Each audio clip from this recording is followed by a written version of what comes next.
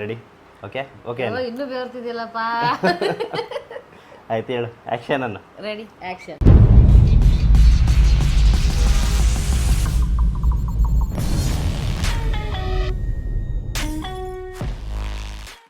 Already ತಂಬ್ಲೈನ್ ನೋಡಿರೋದ್ರಿಂದ ವಿಷಯ ಏನು ಅಂತ ಹೇಳೋಕ್ಕಲ್ಲ, ಆಲ್ರೆಡಿ ನಿಮ್ಗೇನೆ ಗೊತ್ತಿರತ್ತೆ. ಸೊ ಬೇಬಿ, ನಮ್ಮ ಲವ್ ಸ್ಟೋರಿ ಹೇಳಿ ನೀನೆ.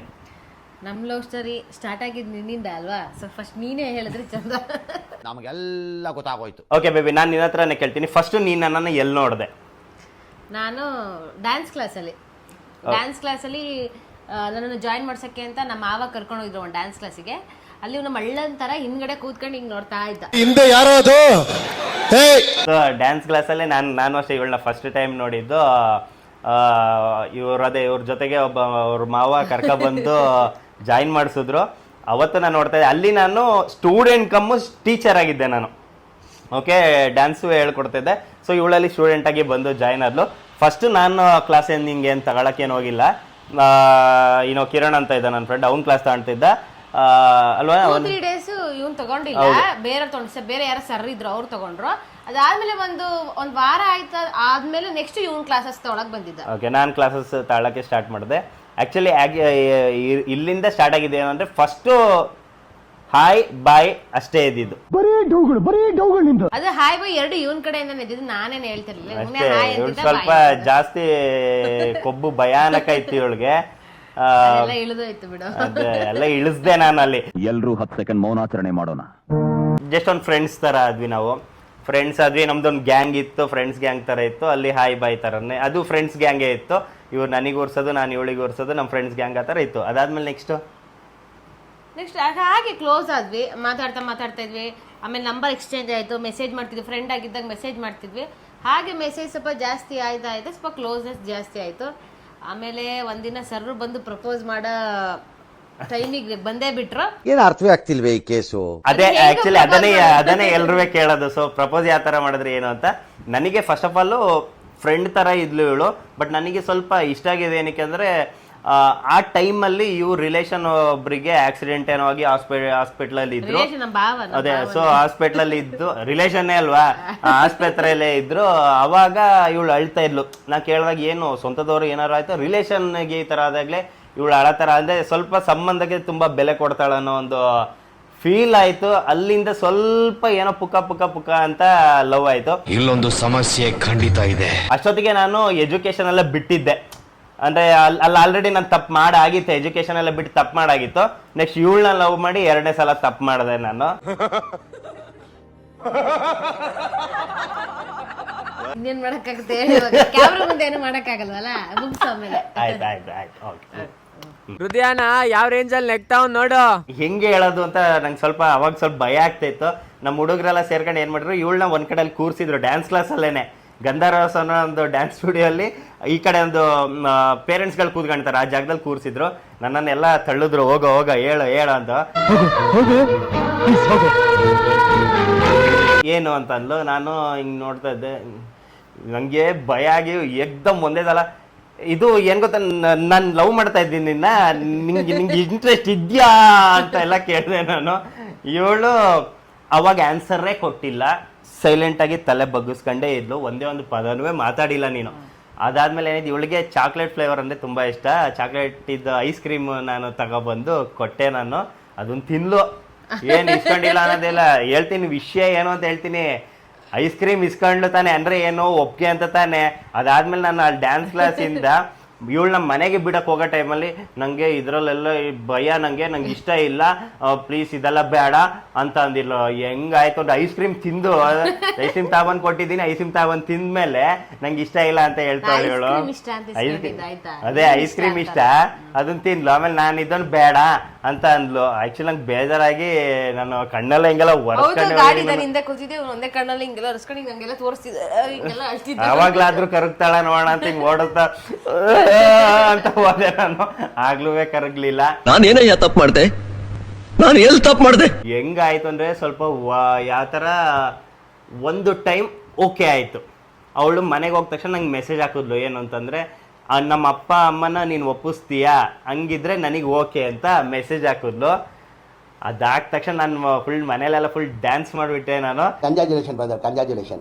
ಓಕೆ, ಅಲ್ಲಿಗೆ ಓಕೆ ಆಯಿತು. ಅದಾದಮೇಲೆ ನೆಕ್ಸ್ಟ್ ಡೇನೆ ಲವ್ ಸ್ಟಾರ್ಟ್ ಆಗಿದ್ದು, ನೆಕ್ಸ್ಟ್ ಡೇನೆ ದವಾ ಕಾಣ್ತು ನಮ್ದು. ನೆಕ್ಸ್ಟ್ ಡೇ ಅಲ್ಲ, 1-2 days ಆಗಿತ್ತು. ಇಲ್ಲ, ಫಂಕ್ಷನ್ ಇತ್ತು, ಫಂಕ್ಷನ್ ಆದ್ಮೇಲೆ ತಾನೇ ದಬ್ಬ ಕಂಡಿದ್ದು. ಒಟ್ಲಲ್ಲಿ ಗೊತ್ತಿಲ್ಲ, ಒಟ್ಲಲ್ಲಿ ನೆಕ್ಸ್ಟ್ ಡೇನೆ ನಾವು ವಾರ ನನ್ ಪ್ರಕಾರ ಮೂವಿಗೆ ಹೋಗಿದ್ವಿ. ನಿನ್ನಿಂದಲೇ ಮೂವಿಗೆ, ಅಪ್ಪು ಸರ್ದು ಮೂವಿಗೆ ಹೋಗಿದ್ವಿ. ನಾನು ಫಸ್ಟ್ ಟೈಮ್ ಲವರ್ಸ್ ಅಲ್ವಾ, ನಾನು ಇವಳಿಗೆ ಮೆಸೇಜ್ ಅಲ್ಲೇ ಕೂತ್ಕೊಂಡು ಮೆಸೇಜ್ ಹಾಕ್ತಿದ್ದೀನಿ, ನನ್ನ ಕೈ ಇಡ್ತೀನಿ, ನನ್ನ ಕೈ ಮೇಲೆ ನೀನ್ ಇಡು ಅಂತ. ನಮ್ಮ ಮೆಸೇಜ್ ನಾನು ಹಿಂಗ್ ಮೆಸೇಜ್ ಟೈಪ್ ಮಾಡುವೆ, ನನ್ನ ಕೈ ಹಿಂಗ್ ಇಡುವೆ. ಇವಳು ಹಿಂಗ್ ಇಡ್ತಾನೆ ಇರ್ಲಿಲ್ಲ, ಮೆಸೇಜ್ ಓದೋಳು ಸುಮ್ನೆ ಆಗೋಳು, ಹಿಂಗ್ ಕೈಯೇ ಇಡ್ತಾ ಇರ್ಲಿಲ್ಲ. ಯಾಕೆ ಹಿಂಗ್ ಮಾಡ್ದವಳು ಏನಪ್ಪ ಅಂತ 3-4 ಸಲ ಮೆಸೇಜ್ ಮಾಡಿದೆ. ಇವಳು ಕೊನೆಗೂ ಇದೇ ಮಾಡಿಲ್ಲ, ಮಾತು ಆಡ್ತಾ ಇರ್ಲಿಲ್ಲ. ಬೇಜಾರಾಗೋಯ್ತು. ಆಚೆ ಬಂದ ತಕ್ಷಣ ಇವಳು ಮನೆಗೆ ಹೋಗಿ, ನಾನಿನ್ನ ರೋಡಲ್ಲಿ ಗಾಡೀಲಿ ಓಡಿಸ್ಕೊ ಬರ್ತಾ ಇದ್ದೆ. ನಾನು ಮನೆಗೆ ಹೋಗಿ, ಇಲ್ಲ ನಮ್ಗೂ ನಿಮ್ಗೆ ಯಾಕೋ ಸೆಟ್ ಆಗಲ್ಲ, ಇದು ಯಾಕೋ ಬೇಡ ಅನ್ನಿಸ್ತಿದೆ ಅಂತ ಬ್ರೇಕಪ್ ಅಂದ್ಬಿಟ್ಲು ಇವಳು ಅಜ್ಜಿನ ಬಡಿಯ. ಈ ಕಣ್ಣಲ್ಲಿ ಇನ್ನೀ ಏನೇ ನೋಡ್ಬೇಕೋ ಕಾಣೆ. ನಾನಲ್ಲಿ ರೋಡಲ್ಲಿ ಗಾಡಿ ಸ್ಕಿಡ್ ಆಗಿ ಮೆಸೇಜ್ ಓದಿ ಒಂಥರ ತಲೆ ಸುತ್ತ ಬಂದು ನಂಗೆ ಗಾಡಿ ಬಿದ್ದೆ. ನಾನು ಬಿದ್ದು ಒಂದ್ ಕಡೆ ಕೂತ್ಕೊಂಡೆ, ಅಲ್ಲಿ ಯಾರು ಎತ್ತಕ್ಕೇನು ಬಂದಿಲ್ಲ, ನಾನೇ ಬಿದ್ದೆ, ನಾನೇ ಎತ್ತಿ ಗಾಡಿ ಸೈಡಿಗೆ ಹಾಕಿ ಅಲ್ಲಿ ಒಂದ್ ಕಡೆ ಕೂತ್ಕೊಂಡೆ. ಮಳೆ ಬರ್ತಾ ಇತ್ತು, ನಂಗೆ ಕಣ್ಣಲ್ಲಿ ನೀರು ಬಂತು, ಬೇಜಾರಾಯ್ತು, ಮನೆಗೆ ಹೋದೆ ಅಷ್ಟೇ. ನೆಕ್ಸ್ಟ್ ಡೇ ಉರ್ಸಕ್ಕೆ ಸ್ಟಾರ್ಟ್ ಮಾಡಿದೆ. ಯಾಕೆಂದ್ರೆ ಫಸ್ಟ್ ಡೇನೆ ಓಕೆ ಬೇಡ ಅಂದಿದ್ರೆ ಸುಮ್ಮನೆ ಆಗ್ತಿದ್ದೆ. ಬಟ್ ಇವಳು ಓಕೆ ಅಂದು ಪಿಕ್ಚರಿಗೆಲ್ಲ ನಾನು ಇವಳಿಗೆ ಖರ್ಚು ಮಾಡೋ ಜೊತೆ ನಮ್ಮ ಫ್ರೆಂಡ್ಸ್ ಗ್ಯಾಂಗಿಗೆ ಎಲ್ರಿಗೂ ಮಚಾ ನಂದೇ ಟ್ರೀಟ್ ಅಂತ ಎಲ್ರಿಗೂ ಟಿಕೆಟ್ ಹಾಕಂಗ್ ಕರ್ಕೊಂಡು ಹೋಗಿ, ನಾನು ದುಡ್ಡು ವೇಸ್ಟು. ಈ ಕಡೆ ಇವಳುವೆ ಒಪ್ಕೊಂಡಿಲ್ಲ. ಹೆಂಗ ಆಯ್ತು ಅಂದ್ರೆ ನೆಕ್ಸ್ಟ್ ಡೇ ಇಂದ ಮೂವಿ ರೇಂಜಿಗೆ ಇವಳಿಗೆ ಯಾವ ರೇಂಜಿಗೆ ಕಾಲು ಎಳ್ದಿದ್ದೀನಿ, ಯಾವ ರೇಂಜಿಗೆ ಗುರ್ಸಿದೀನಿ ಅಂದ್ರೆ, ಟಿ-ಶರ್ಟ್ ಹಾಕೊಂಡು ಒಂದ್ ಚಿಕ್ಕ ಚಡ್ಡಿ ಹಾಕೊಂಡು ಕನ್ನಡಕ ಹಾಕೊಂಡು ಸ್ಪೈಕ್ ಎಲ್ಲ ಮಾಡ್ಕೊಂಡು ಜಿಂಕ್ ಅಂತೆಲ್ಲ ಬರ್ತಿದ್ದ. ಅಲ್ಲಿ ಹೊಟ್ಟೆ ಹುರಿಸ್ತಿದ್ದ ನನಗೆ. ನಾನ್ ಮಾತಾಡ್ಸಿದ್ರೆ ನೀನ್ ಮಾತಾಡ್ತಿತ್ತಿಲ್ಲ, ಅದೇ ಬೇರೆಯವ್ರು ಮಾತಾಡ್ಸಿದ್ರೆ. ಹೌದೌದು, ನಾವು ಅವಾಗ ಏನಾಯ್ತು, ಬೇರೆ ಹುಡುಗಿರ ಜೊತೆ ಚೆನ್ನಾಗಿ ಮಾತಾಡ್ತಿದ್ದೆ. ಇವಳಿಗೆ ಸ್ವಲ್ಪ ಸುಮಾರು ಉರಿಯಕ್ ಸ್ಟಾರ್ಟ್ ಆಯ್ತು.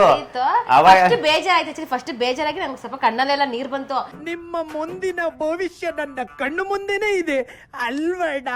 ಆಮೇಲೆ ಅಂತೂ ನೀನ್ ಕರಗ್ಲಿಲ್ಲ ನೋಡು. ಯಾವಾಗ ಮತ್ತೆ ಇನ್ನೂ ಜಾಸ್ತಿ ಓವರ್ ಆಗಿದ್ರೆ ಆಯ್ತು. ಇವಾಗ ಹೇಳ ಅದು ಓಕೆ. ಇವಾಗ ಫಸ್ಟ್ ಈಗ 2ನೇ ಸಲ ಲವ್ ಮತ್ತೆ ಸ್ಟಾರ್ಟ್ ಆಯ್ತು, ಅದ್ ಯಾವಾಗ ಅಂತ ಹೇಳು. ಅದೇ ದೇವಸ್ಥಾನದಲ್ಲಿ ಶಿವರಾತ್ರಿ ಟೆಂಪಲ್ ಅಲ್ಲಿ ಡ್ಯಾನ್ಸ್ ಮಾಡ್ಬೇಕಾದ್ರೆ ನಾನು ಮೊದ್ಲು ಸರಿಯಾಗಿ ಮಾತಾಡೋದ್ ಕಲಿ, ಆಮೇಲೆ ಹೇಳೋಣ. ಈಗ ಶಿವರಾತ್ರಿ ಓಕೆ, ಯಾವತ್ತು ತಾರೀಖ್ ಗೊತ್ತಾಯ್ತು? ಸೋಮವಾರ. ಓಕೆ, ಶಿವರಾತ್ರಿ ಹೇಳಿದ್ಲು. ಓಕೆ, ದೇವಸ್ಥಾನದಲ್ಲಿ ಹೇಳಿದ್ಲು ಸೋಮವಾರ. ಡೇಟ್ 20ನೇ ತಾರೀಕು ಫೆಬ್ರವರಿ. ಇಸ್ವಿ ಒಂದು 8 ವರ್ಷದಿಂದ 10 ವರ್ಷ ಆಯ್ತು. 12 ಆಗ್ತಾ ಬಂತ. ಹತ್ರ 2012 ಅಲ್ಲಿ ಆಗಿದ್ದು. ಮೋಸ್ಟ್ಲಿ ನೀ ಎಲ್ಲ ಲೆಕ್ಕ ಹಾಕ ಬಂದ ಏನು ಒಳಗ. ಅದೇ ಹೇಳೋದು, ಏನ್ ಗೊತ್ತಾ, ಬರೀ ಹೆಣ್ಮಕ್ಳಷ್ಟೇ ನಾನು ನೆನ್ಪಿಟ್ಕೊಳ್ಳೋದು, ನಾವು ಗಂಡ್ ಮಕ್ಳು ನೆನ್ಪಿಟ್ಕೊಳ್ತೀವಿ. 2012 20ನೇ ತಾರೀಕು ಸೋಮವಾರ, ಶಿವರಾತ್ರಿ ಹಬ್ಬದ ದಿನಾನೇ ಮತ್ತೆ ನಮ್ ದಿನ ಸಲ ಕನೆಕ್ಷನ್ ಸ್ಟಾರ್ಟ್ ಆಗಿದೆ. ಅದು ಏನಕ್ಕೆ ಅಂತ ನಾನು ಹೇಳ್ತೀನಿ. ಶಿವರಾತ್ರಿ ಹಬ್ಬದ ದಿನ ನಾನು ಕೊರಿಯೋಗ್ರಾಫರ್ ಆಗಿದ್ದೆ. ಸೊ ನನ್ನ ಟೀಮಲ್ಲಿ ಇವಳು ಇದ್ಲು. ಟೋಟಲ್ ಆಗಿ ನಾವು ಒಂದು ಸಾಂಗ್ ಲೂಸ್ ಮತ್ತೆ ಯೋಗಿ ಅವ್ರದ್ದೊಂದು ಸಾಂಗಿಗೆ ನಾವು ಕೊರಿಯೋಗ್ರಫಿ ಮಾಡಿದ್ದೆ. ಶಿವರಾತ್ರಿ ಹಬ್ಬದ ದಿನ ದೇವಸ್ಥಾನದಲ್ಲಿ ಒಂದು ಡ್ಯಾನ್ಸ್ ಪ್ರೋಗ್ರಾಮ್ ಒಪ್ಕೊಂಡಿದ್ವಿ. ನನಗೆ ಏನು ಗೊತ್ತಾ, ಇವಳು ಯಾವ್ದಾದ್ರು ಒಂದು ಮಿಸ್ಟೇಕ್ ಮಾಡ್ಲಿ ಅಂತ ಕಾಯ್ತಾ ಇದ್ದೆ ನಾನು. ಡ್ಯಾನ್ಸ್ ಆಯ್ತು, ಸ್ಟೇಜ್ ಅಲ್ಲಿ ಡ್ಯಾನ್ಸ್ ಮಾಡ್ಬೇಕಾದ್ರೆ ಇವಳೊಂದು ಮಿಸ್ಟೇಕ್ ಮಾಡಲ್ಲ. ಅಂದ್ರೆ ಮಿಸ್ಟೇಕ್ ಅಂದ್ರೆ ಡ್ಯಾನ್ಸ್ ತಪ್ಪು ಮಾಡಿಲ್ಲ, ಬೇರೆಯವ್ರಿಗೆ ಜಾಗ ಬಿಟ್ಟಿಲ್ಲ. ಇವಳು ಕೆಳಗೆ ಇಳಿದ್ವಿ, ಹೆಂಗು ಬೈದೆ ಅಂದ್ರೆ ನಿಂಗೂ ಸೇರ್ಸ್ಕೊಂಡೆ ಬೈದಿದ್ದೀನಿ. ಅದೇ ಕರೆಕ್ಟ್, ಅದ್ ನಿಜ. ಇವಳಿಗಲ್ಲ, ಇಂಡೈರೆಕ್ಟ್ ಆಗಿ ಬೈದೆ. ಏನೋ ಒಂದು ಹೇಳ್ದೆ ನಾನು.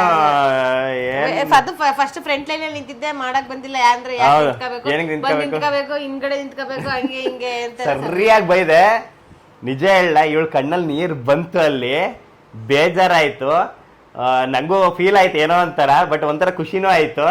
ಬಟ್ ಇವಳು ಹೋಗ್ಬೇಕಾದ್ರೆ ಕಿರಣ್ ಅಂತ ಹೇಳ್ದಲ್ಲ ನನ್ನ ಫ್ರೆಂಡು, ಅವ್ನು ಇವಳನ್ನ ಮನೆಗೆ ಡ್ರಾಪ್ ಮಾಡೋ ಟೈಮಲ್ಲಿ ಇವಳು ಅಳ್ತಿದ್ಲಂತೆ. ಅವ್ನು ಹೇಳ್ದ ನನಗೆ, ಅದು ನಿಜನೋ ಸುಳ್ಳೋ ಗೊತ್ತಿಲ್ಲ.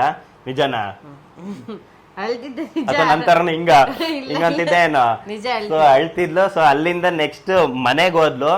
ಇನ್ನ 12 ಗಂಟೆ ಆಗಿರ್ಲಿಲ್ಲ, 10:30 ಸಮಥಿಂಗ್, 10:30 11 ಗಂಟೆ ಸಮಥಿಂಗ್ ಆಯ್ತು. ನಾನು ಆಲ್ರೆಡಿ ಮನೆಗೆ ಹೋಗಿ ಬಟ್ಟೆ ಎಲ್ಲ, ಯಾಕೆ ನಮ್ಗೆ ಹತ್ರನೇ ಇತ್ತು ದೇವಸ್ಥಾನ, ಇವಳು ಸ್ವಲ್ಪ ದೂರ ಇತ್ತು. ಮನೆಗೆ ಬಟ್ಟೆ ಎಲ್ಲ ಚೇಂಜ್ ಮಾಡ್ಕೊಂಡು ನೆಮ್ಮದಿಯಾಗಿ ಶಿಸ್ತಾಗಿ ಮಲಗಿದ್ದೇವೆ. ಏನೋ ಒಂಥರ ಖುಷಿ ಆಗಿತ್ತು ಇವಳಿಗೆ ಬೈದಿದ್ದು. ಮನೆಗೆ ಹೋಗಿ ಶಿಸ್ತಾಗಿ ಮಲ್ಕೊಂಡಿದ್ದಾಗ ಒಂದು ಮೆಸೇಜ್ ಬಂತು ನನಗೆ.